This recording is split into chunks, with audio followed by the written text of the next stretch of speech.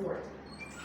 Yeah, I think a big factor was our game, the second half of game 2 and the game 3 of the series.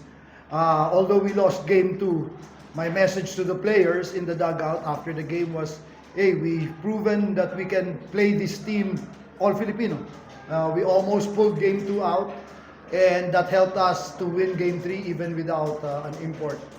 And then that situation happened again today in the last quarter when CMAC fouled out. Again, it was just a reminder in the huddle that I told the players, hey, we've been here before. We know how to play without an import, and that's what it's going to take to win this game. Thank you, Coach John. Now we would like to open the floor for friends from the press. Coach, general thoughts lang against Sinema sa rematch of your finals last season. Well, obviously, we're coming in as huge underdogs playing basically the Filipino national team. We're playing Gilas and the reigning GOAT of all imports here in the PBA in JB. So, to be honest, we haven't thought about it at all. I haven't thought about it at all because I just disciplined my thinking to just this game. So I can't give you any other thoughts except just the hope that we get a lot of good rest and recovery tomorrow in preparation for that game on Wednesday. Jordan, after slow start to the conference, I think this offense has picked up in the semifinals. Would you just talk about what changed for you? Obviously, that's a part of it, but aside from that, what changed for you in the semis and what are the things you're doing right? That's why your offense is better. Nothing changed. You know, sometimes the results differ. Like I said out there, sometimes the results differ, but the work remains the same. Doesn't matter if the ball's going in or not. You've got to come in the morning, shoot your shots. You've got to take care of your body. And as a pro, you know, you go through little slumps and that, but you've got to have faith in yourself that you're going to bounce back when it matters most.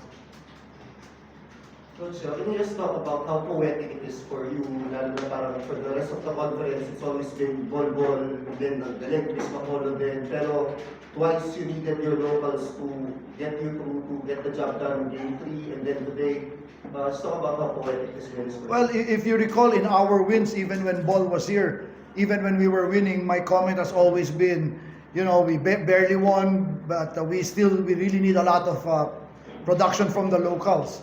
And we worked on that, and like Jordan said, nothing changed. We're sticklers with the process. We just go through our process. Because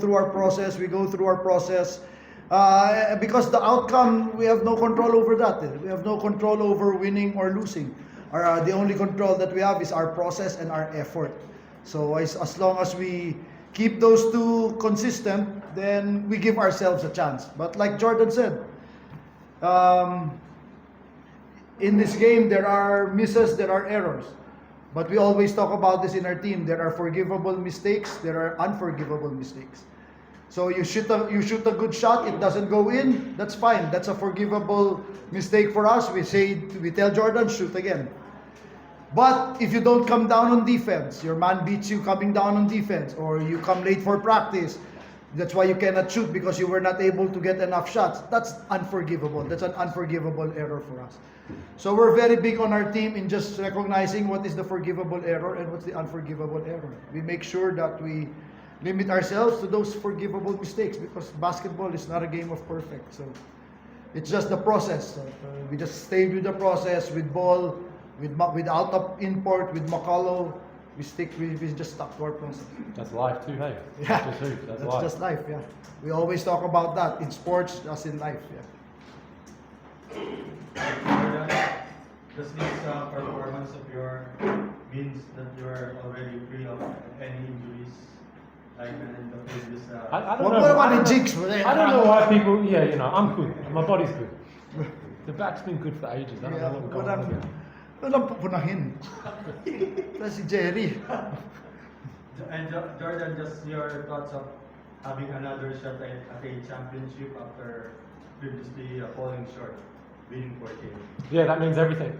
You know, when you lose in the finals, that sticks with you that whole off season, that whole next season, the whole pre-season, all of it. That's what you're thinking about. That's what, you know, you wake up in the morning, you go into training, that's what you're thinking about. You're thinking about getting in a spot to be able to have another crack at it, and we're blessed and we're thankful to be able to have another shot at it.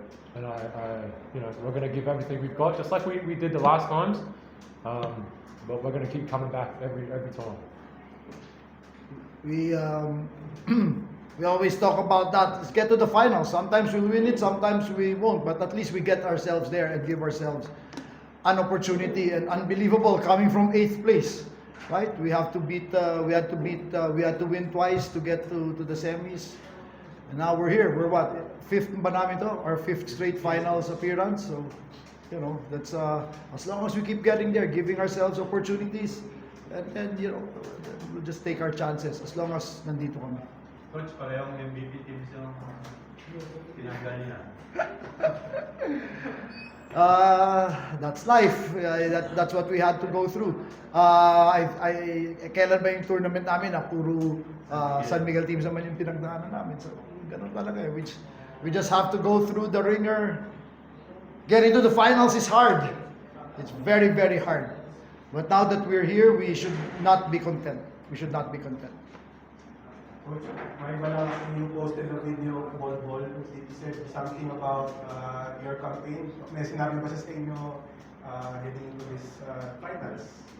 Yes, pero hindi ko pwede sabihin dito eh. Sabi niya, let's fudging go. Yeah, right? Let's fudging go. Let's get 5 more. And that's grabe yung mga messages niya. It's just very private for us in our team group chat and even our personal messages between coach and player. The very heartfelt messages. I really appreciate the messages that Ball gave us and the team and to me, myself. What an honor and what a privilege for a coach like me to be able to coach a player like Ball.